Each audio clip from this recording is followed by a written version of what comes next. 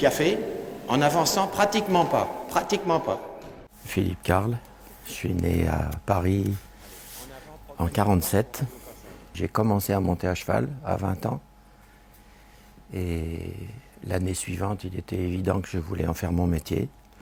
Et donc j'ai arrêté médecine et commencé 3 années d'études supérieures en zootechnie, préparé l'instructorat. Voilà, c'est comme ça que je suis rentré dans ce métier.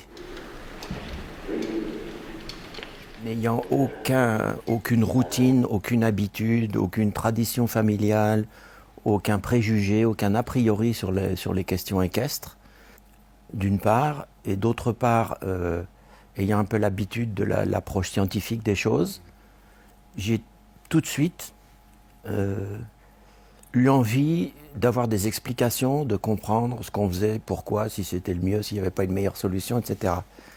Donc je lisais beaucoup, pas les résultats des compétitions, mais des ouvrages de maîtres équestres. Évidemment, j'y comprenais pas grand-chose, mais j'essayais d'établir des parallèles entre ces lectures-là, des données scientifiques qui pouvaient expliquer telle ou telle chose, et puis la pratique, une pratique intense. Par raccourcissement du trot, vous rassemblerez, vous essayerez d'approcher le passage. Vous voyez, c'est très joli, très bien, en avant, en avant, en avant. Hein? Vous laisserez vos jambes bien à leur place et vous interviendrez pour qu'ils ne se remontent pas trop haut. Ce que je voyais dans le domaine équestre et singulièrement professionnel me déplaisait de plus en plus parce que ces 30 dernières années, les choses se sont détériorées à vitesse grand V. Mais quand on regarde la pratique derrière tout ça, elle est devenue incroyablement permissive et il y a des choses effarantes. Il y a 30 ans, vous aurez disqualifié, mais en 5 minutes. Hein. Comme pour moi, il n'était pas du tout question d'aller dans ce sens-là, j'ai défendu mon point de vue. Hein. Il y a des moments de solitude dans ces cas-là. Et puis quand j'ai quitté Saumur en 1998, j'avais déjà des stages à l'étranger. Ils se sont multipliés. J'ai vu qu'il y avait une demande énorme qui a justifié assez rapidement de mettre en place une formation d'instructeur.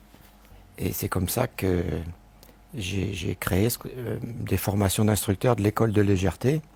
Pourquoi école de légèreté ? Parce que c'est une école, c'est un endroit pour apprendre et devenir prof et enseigner ensuite.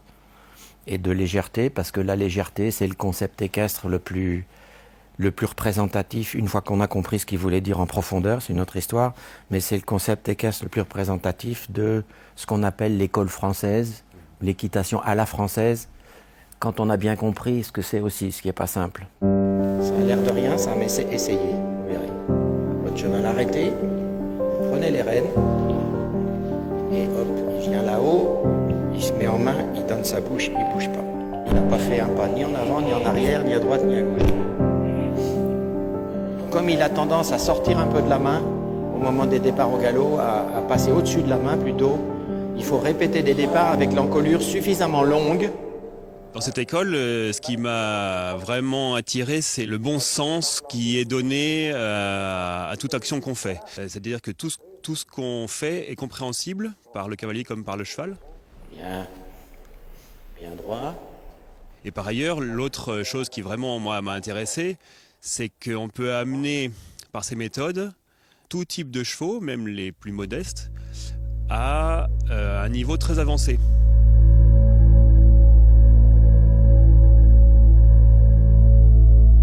Oui, bonjour, moi je m'appelle Ghislaine Joubert.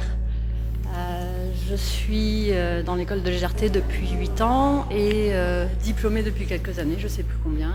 Voici Vénus qui travaille avec moi depuis 2 ans.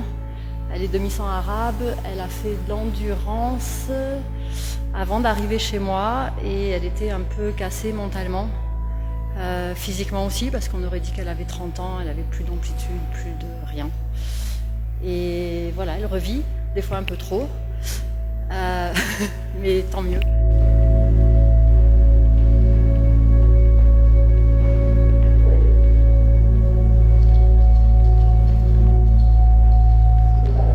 Venant du milieu de l'équitation éthologique et de la randonnée, j'ai vu tout de suite le lien depuis les choses simples vers la haute école dont je rêvais. Ça a été... c'est une évidence, quoi. C'est tellement bien organisé, bien pensé par rapport à chaque type de cheval, au niveau morphologique, au niveau mental, psychologique, que ça devient simple. C'est pas évident à mettre en œuvre, mais c'est simple pour le cheval, vraiment. Je vous assènerai pas de conviction. On met la bride à tel moment, on fait comme ça parce que c'est comme ça, etc. Ce qui m'intéresse, c'est d'essayer de faire en sorte que ce soit le cheval qui nous donne la réponse. C'est-à-dire ce qu'on observe, ce qu'on sait, les concernant, nous amène à penser que la meilleure solution, c'est celle-là ou celle-là.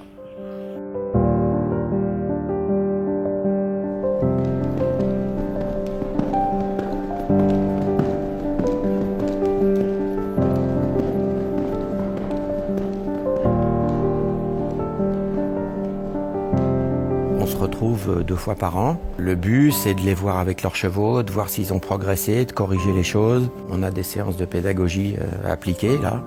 Voilà, c'est de tenir la corde tendue et qu'ils continuent à progresser avec leurs chevaux. Une fois qu'on a compris les concepts de l'école de légèreté, alors on ne peut plus en passer, c'est-à-dire au quotidien, je les pratique avec mes chevaux. Avec la simplicité, la sérénité, c'est vraiment beaucoup de plaisir et beaucoup de bonheur à enseigner aux chevaux et à enseigner aux personnes. Parce qu'il y a tout qui devient fluide et évident. Il faut du travail, c'est certain, mais après, c'est du bonheur.